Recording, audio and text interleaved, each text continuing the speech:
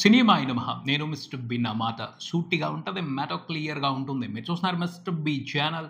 ఈ వీడియోలో మనం మాట్లాడుకుందాం L2 ఎంపురాన్ మూవీ రివ్యూ. భారీ అంచనాల మధ్య ఎంపురాన్ థియేటర్స్కి వచ్చింది. లూసిఫర్ మూవీకి సీక్వెల్ ఇది. లూసిఫర్ ట్రయాలజీలో సెకండ్ ఫిలిం ఇది. ఈ సినిమాకి సంబంధించి కేరళలో అయితే టెర్రిఫిక్ ఎక్స్పెక్టేషన్స్ ఉన్నాయి. తెలుగులో కూడా మంచి ఎక్స్పెక్టేషన్స్ మధ్యనే థియేటర్స్కి వచ్చింది సినిమా అని చెప్పొచ్చు. ట్రైలర్ అయితే వండర్ఫుల్గా సర్ప్రైజ్ చేసింది అందరినీ. మరి ఆ సర్ప్రైజ్కి తగ్గ ఎంటర్టైన్మెంట్ ఈ సినిమాలో ఎంతవరకు ఉంది మాట్లాడుకుందాం మన సమీక్షలో. లూసిఫర్ అంటే బైబిల్లో ఒక క్యారెక్టర్. దేవుడి చేత శపించబడి స్వర్గం నుంచి భూమి మీదకి తోసివేయబడ్డ దైవ దూత. అతను దేవుడి మీద కోపంతో మనుషుల మీద తన ఆటలన్నీ ఆడుకుంటున్నాడు. మనుషుల్ని నెగిటివిటీ వైపు నడిపించి దేవుడికి వ్యతిరేకంగా మనుషులతో పనిచేపించే కార్యక్రమాన్ని పెట్టుకున్నాడు. అది లూసిఫర్ క్యారెక్టర్. కానీ ఈ సినిమాలో లూసిఫరే హీరో. ఎందుకు లూసిఫర్ని హీరో చేశారు అంటే దుర్మార్గులతో పోరాడటానికి దుర్మార్గుడే సరైన హీరో అని ఈ సినిమాలో మోహన్ లాల్ క్యారెక్టర్కి లూసిఫర్ అని పేరు పెట్టారు. బట్ ఎక్స్ప్లెనేషన్స్ అన్ని కొన్ని కన్విన్సింగ్గా ఉంటాయి, కొన్ని అన్కన్విన్సింగ్గా ఉంటాయి. మాస్ ఆడియన్స్ని మాత్రం ఎంటర్టైన్ చేస్తాయి. సో లూసిఫర్ అనే క్యారెక్టర్లో మాస్ హీరోని చూసుకుంటున్నాం మనం. ఎంపురాన్ కూడా బైబిల్ నుంచి వచ్చిన పేరే. ఎంపురాన్ అంటే రాజు కంటే ఎక్కువ, దేవుడి కంటే తక్కువ. మనం లూసిఫర్ సినిమా చూసాం. అందులో మోహన్ లాల్ క్యారెక్టర్ ఏమిటి అనేది తెలుసు. తను ఒక రకంగా ఓ ప్రొటెక్టర్, ఓ ఐరన్ డోమ్. పీకేఆర్ అనే ఫ్యామిలీకి అతను రక్షకుడు. ఆ ఫ్యామిలీ మూలంగా కేరళ రాష్ట్రానికి మంచి జరుగుతుందని నమ్ముతూ ఉంటాడు. ఆ ఫ్యామిలీ నుండి మంచి రాజకీయాలు చేసే విధంగా ఆ ఫ్యామిలీలో ఉన్న వారసుల్ని అతను మార్గనిర్దేశం చేస్తూ ఉంటాడు వాళ్ళకి. ఇదే వ్యవహారం ఈ ఎంపురాన్లో కూడా ఉంటుంది. కాకపోతే కొన్ని నేపథ్యాలు మారుతాయి. కాస్త స్కేల్ పెరిగింది. ఇంటర్నేషనల్ లెవెల్లో ఈ లూసిఫర్ ఎలాంటి ప్రభావాన్ని చూపిస్తున్నాడు అనేది కొంచెం గట్టిగా చూపెట్టారు. ఫస్ట్ పార్ట్లో ఖురేషి అబ్రామ్ జస్ట్ ఇంట్రడక్షన్ ఇచ్చి మాత్రం వదిలిపెట్టారు ఆ క్యారెక్టర్ని. ఆ క్యారెక్టర్ ఎంత బలంగా ఉంటుంది, ఏం చేస్తుంది, ఎలాంటి యాక్టివిటీస్ నడిపిస్తూ ఉంటుంది ఇంటర్నేషనల్ లెవెల్లో అన్నదానికి సంబంధించి ప్రాపర్ ఎక్స్ప్లెనేషన్ లేదు. ఈ సినిమాలో చాలా డీటెయిల్గా చూపించుకుంటూ వచ్చారు. కేఏ ఏం చేస్తాడు, ఎంత పవర్ఫుల్గా చేస్తాడు, దేశాల మధ్యన ఎలాంటి సమస్యలను తీరుస్తూ ఉంటాడు, లేకపోతే ఇంటర్నేషనల్ మాఫియాలని ఎలా కంట్రోల్ చేస్తూ ఉంటాడు, అక్కడ అతని శత్రుత్వం ఎలా ఉంటుంది, ఆ మాఫియా ముఠాలని అతను ఎలా డీల్ చేస్తూ ఉంటాడు, ఈ విషయాలన్నింటినీ చాలా డీటెయిల్గా, చాలా ఇంట్రెస్టింగ్గా, చాలా గ్రాండ్గా చూపిస్తారు ఈ సినిమాలో. బేసిక్గా అయితే మాత్రం పీకేఆర్ అనే రాజకీయ నాయకుడి ఫ్యామిలీని సరిదిద్దడం, వాళ్ళ చేత కేరళ రాష్ట్రానికి ఉపయోగపడే విధంగా సంక్షేమ రాజకీయాలు చేయించడమే మన లూసిఫర్ ఉద్దేశం. అతను ఒరిజినల్ పేరు స్టీఫెన్ నెడుంపల్లి. అతనితో పీకేఆర్ కి సంబంధం ఏమిటి అనేది మనం ఫస్ట్ పార్ట్ లో చూసాం. సింపుల్ గా అయితే కథ ఇదే, కానీ అనేసుకున్నంత సింపుల్ గా కథ ఉండదు.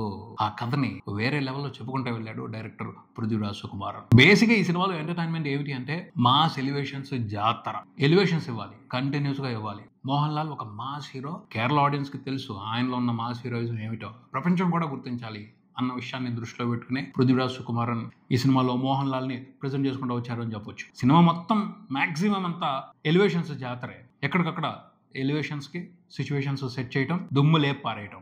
L2కి వచ్చేప్పటికి పృథ్వీరాజ్ సుకుమారన్ మీద నమ్మకం వచ్చింది. బడ్జెట్ కూడా గట్టిగా వచ్చింది. దానికి తగ్గట్టు ఇంటర్నేషనల్ లెవెల్లో కూడా సాలిడ్ ఎలివేషనల్ సీన్స్ పెట్టి ఎక్సలెంట్ ఎంటర్టైన్మెంట్ ఇచ్చాడనే చెప్పాలి. మాస్ ఎంటర్టైన్మెంట్ ఇచ్చారనే చెప్పాలి. మలయాళం సినిమాల్లో ఒక గమ్మత్తు ఉంటుంది. హీరో క్యారెక్టర్ గంట తర్వాత వచ్చినా వెయిట్ చేస్తారు. ఈ సినిమాలో కూడా గంట సేపు వెయిట్ చేయించారు. గంట తర్వాతే హీరో క్యారెక్టర్ ఇంట్రొడక్షన్ వస్తుంది. ఫస్ట్ మొదలు పెట్టడం ఇరాక్ లో మొదలు పెట్టారు. అక్కడ నుంచి గుజరాత్ చాలా పెద్ద ఎపిసోడ్ నడిపించారు. నాకైతే ఆశ్చర్యం అనిపించింది. విలన్ క్యారెక్టర్ ని ఎస్టాబ్లిష్ చేయడం కోసం 20 నిమిషాలు టైం తీసుకున్నారు. విలన్ ఎంత కర్కోటకుడు అని ఎస్టాబ్లిష్ చేయడం కోసం అంత టైం తీసుకున్నారు. చాలా డీటెయిల్డ్ గా చెప్పుకుంటూ వచ్చారు. ఒక మారణ హోమం జరిగింది, దాన్ని చాలా స్పష్టంగా చూపించుకుంటూ వచ్చారు. ఆ తర్వాత స్పేస్ లోకి తీసుకెళ్లారు. చైనా శాటిలైట్ ని ఇంట్రడ్యూస్ చేశారు. ఎందుకురా చైనా శాటిలైట్ ని చూపించారంటే అదో డీటెయిల్. దాన్ని అలా ప్లాన్ చేసి అక్కడ నుంచే కేరళలో ల్యాండ్ అయింది స్టోరీ. కేరళలో పీకేఆర్ ఫ్యామిలీ రాజకీయాలు దాని గురించి నడిపించారు కాసేపు. జతిన్ స్టీఫెన్ అండదండలతోనే ముఖ్యమంత్రి అయ్యాడు. 5 సంవత్సరాలు అయిపోయిన తర్వాత మనోడు రంగు మార్చడం మొదలు పెట్టాడు. కేరళలో ఒక రాజకీయ సంక్షోభానికి అవకాశం కల్పించాడు జతిన్. సో ఇప్పుడు అవసరం. 5 సంవత్సరాల నుంచి ఎక్కడికి వెళ్ళిపోయాడో తెలీదు స్టీఫెన్ నెడుంపల్లి. ఎప్పుడు అతను మళ్ళీ తిరిగి రావాల్సిన టైం వచ్చింది. పరిస్థితులు అలా సెట్ అయ్యాయి. అలా గంట కథ నడిచిన తర్వాత హీరో ఇంట్రడక్షన్ మొదలైంది. మనం అప్పటి వరకు హీరో వస్తాడు, ఎలాంటి సిచ్యువేషన్స్ మధ్యన వస్తాడు అని ఎదురు చూస్తూ ఉంటాం. గంట సేపు గ్రిప్పింగ్ గా కూర్చోబెట్టి ఆ తర్వాత ఇంట్రడ్యూస్ చేశారు హీరోని. అదిరిపోయింది అంతే. హీరో ఇంట్రడక్షన్ సీన్ మాత్రం సినిమాలో ఎక్సలెంట్ ఉంది. భలే తీశారు. యునైటెడ్ అరబ్ ఎమిరేట్స్ వెళ్ళిపోయినట్టున్నారు. మంచి లొకేషన్స్ లో పెట్టి హాలీవుడ్ స్టాండర్డ్స్ లో 3 హెలికాప్టర్స్ ని యూజ్ చేసి మంచి యాక్షన్ బ్లాక్ తో హీరో ఇంట్రడక్షన్ మాత్రం అదిరిపట్టుగా చేశారనే చెప్పాలి. తర్వాత చూసుకుంటే ఎక్కడికి కావాలంటే అక్కడికి కథ వెళ్ళిపోతూ ఉంటుంది, దేశాలన్నీ తిరుగుతూ ఉంటుంది. పలానా దేశంలో జరుగుతుంది అంటే ఆ దేశం తీసుకువెళ్ళిపోయారు. మాక్సిమం రియల్ లొకేషన్స్ లో సినిమాని తీశారు. చిన్న చిన్న క్యారెక్టర్లు కూడా పెద్ద పెద్ద ఫ్లైట్లు వేసి దేశాలు తిప్పుకుంటూ వెళ్ళిపోయారు. ఆశ్చర్యం అనిపిస్తుంది. కొంతమంది బడ్జెట్ తగ్గించడం కోసం ఇది అవసరం లేదేమో అనుకుంటారు, ఏదో రకంగా మేనేజ్ చేసేయచ్చు అనుకుంటారు, కానీ అలా కాదు. ఆ కథలో డెప్త్ తీసుకురావడం కోసం, అక్కడ ఎమోషనల్ గా మంచి బిల్డప్ క్రియేట్ చేయడం కోసం మామూలు క్యారెక్టర్ని కూడా దేశాలు దాటించి తీసుకువెళ్తాడు. అది చాలా ఇంట్రెస్టింగ్గా ఉంటుంది. అది ఒక డైరెక్టర్కి సక్సెస్ ఇచ్చే కంఫర్ట్. అతను కావాల్సినట్టుగా సినిమా తీసుకుంటాడు. పృథ్వీరాజ్ కుమార్ అని మాత్రం చాలా కంఫర్టబుల్గా ఈ సినిమాని తీశాడు, చాలా గ్రాండ్గా తీశాడు అని చెప్పొచ్చు. నాకు ఇంటర్వెల్ దగ్గరకు వచ్చేప్పటికి కొంచెం డైల్యూట్ అయింది సినిమా అని అనిపించింది. అక్కడ బ్యాంగ్ సరిపోలేదు అనిపించింది. సెకండ్ హాఫ్ లో కూడా కొన్ని మంచి ఎలివేషనల్ సీన్స్ ఉన్నాయి. మంజు వారియర్ తో ఒక 2 సీన్స్ ఉన్నాయి, అదిరిపోయినాయి అంతే. మంజు వారియర్ ప్రమాదంలో ఉన్నారు, కాపాడటానికి స్టీఫెన్ రావాలి. ఆ ఎపిసోడ్ ని అద్భుతంగా తీశారు. ఆ తర్వాత మంజు వారియర్ నాన్న స్థాపించిన పార్టీకి సంబంధించి నాయకత్వాన్ని స్వీకరించాలి. ఆ ఎపిసోడ్ను కూడా వండర్ఫుల్గా తీశారు, సూపర్గా డిజైన్ చేశారు. ఆ ఎపిసోడ్స్లో మంజు వారియర్ పెర్ఫార్మెన్స్ ఎక్సలెంట్ అంతే. గూస్ బంప్స్ వస్తాయి. పార్టీ కార్యకర్తల్లో చైతన్యం తీసుకురావడం కోసం ఆవిడని కొన్ని యాక్టివిటీస్ చేయమని స్టీఫెన్ పురమాయిస్తాడు. వాటిని యాజ్ ఇట్ ఈస్గా ఆవిడ చేస్తుంది. కార్యకర్తలందరికీ కూడా ఒక రకమైన చైతన్యం వస్తుంది. ఆ చైతన్యాన్ని మనం కూడా ఫీల్ అవుతాం. అంత బాగా పర్ఫామ్ చేసింది.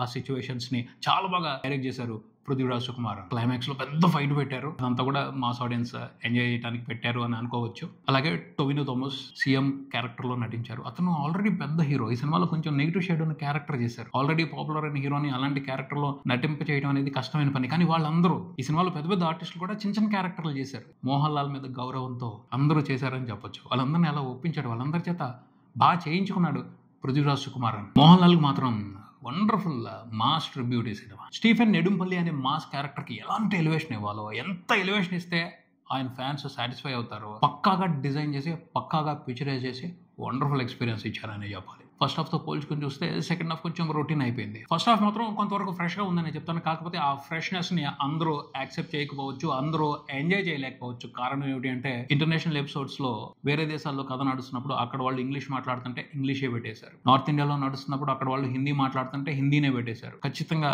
ఇది కొంతమంది ఆడియన్స్ని గందరగోళపరిచే వ్యవహారమే. స్క్రీన్ ప్లే కూడా నాన్ లీనియర్ వేలో ఉంటుంది. అందరికీ అర్థం కావట్లేదు, కొంచెం కన్ఫ్యూజ్ ఫీల్ అవుతున్నారు. దానికి సంబంధించి ఇంకొంచెం క్లారిటీగా ఉంటే బాగుండేదేమో. అంటే మలయాళం ఆడియన్స్ రిసీవ్ చేసుకోవచ్చు, కానీ తెలుగులో ఈ ఇబ్బంది ఉంటుంది. ముఖ్యంగా బీసీ సెంటర్స్లో ఇబ్బంది పడతారు ఆడియన్స్. అయినప్పటికీ ఓవరాల్గా చూసుకుంటే మాత్రం బోర్ అనిపించదు. సినిమా గ్రిప్పింగ్గా ఉంటుంది.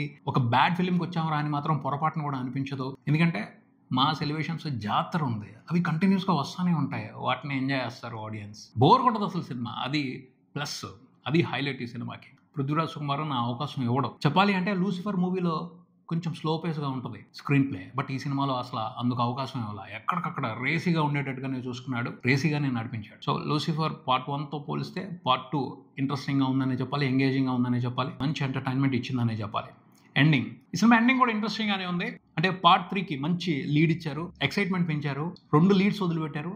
ఆ 2 లీడ్స్ కూడా సినిమా మీద అంచనాలు పెంచుకునేటట్టే ఉన్నాయి. ఖచ్చితంగా పార్ట్ 3 వస్తుంది. పార్ట్ 3కి ఇంతకు మించిన రెస్పాన్స్ ఉండొచ్చు అని అనిపిస్తుంది. ఎందుకంటే మంచి సెటప్ పెట్టాడు, మంచి డీటెయిల్స్ ఏర్పాటు చేసి పెట్టారు పృథ్వీరాజ్ కుమార్ పార్ట్ 3 కోసం. Excellent director Prithviraj Kumar. మొత్తంగా కాదు కానీ కొంతవరకు అతనిలో ప్రశాంత్ నీల్ ఫ్లేవర్ ఉంది. ఎలివేషన్స్కి సంబంధించి చాలా వరకు సిమిలారిటీస్ ఉన్నాయి. ప్రశాంత్ నీల్ డైరెక్షన్ని మ్యాచ్ చేస్తున్నారు పృథ్వీరాజ్ కుమార్. మురళీ గోపి, ఆయనకు మంచి నాలెడ్జ్ ఉంది ఇంటర్నేషనల్ అఫైర్స్ మీద, లోకల్ పాలిటిక్స్ మీద, వాటన్నిటిని కలిపి చాలా బాగా రాశారు కథ. ముందులో ఆయన మంచి క్యారెక్టర్స్ ప్రిపేర్ చేస్తారు. ఆ క్యారెక్టర్స్తో ఆయన ఆడే గేమ్ ఇంట్రెస్టింగ్గా ఉంది. మంచి writing, powerful writing, strong writing. కథలో బలమైన క్యారెక్టర్స్ ఉన్నాయి అంటే ఖచ్చితంగా డ్రామా అదిరిపోద్ది. కేరళ పాలిటిక్స్ని ఆయన ప్రజెంట్ చేసిన విధానం కథలో ఎక్సలెంట్గా ఉందనే చెప్పాలి. నాకైతే ఆ డ్రామా చాలా బాగా నచ్చింది. పొలిటికల్ డ్రామా, ఇంటర్నేషనల్ మాఫియా, ఈ గొడవ అంతా కూడా చాలా హాలీవుడ్ సినిమాలకి దగ్గరగా ఉంది, కానీ పర్ఫెక్ట్గా ఉంది. అవసరానికి తగ్గట్టు ఉంది, ఇవ్వాల్సిన ఇంపాక్ట్ ఇచ్చిందని చెప్పొచ్చు. ఓవరాల్గా అయితే ఎంపురాన్ బాగుంది, ట్రై చేయండి.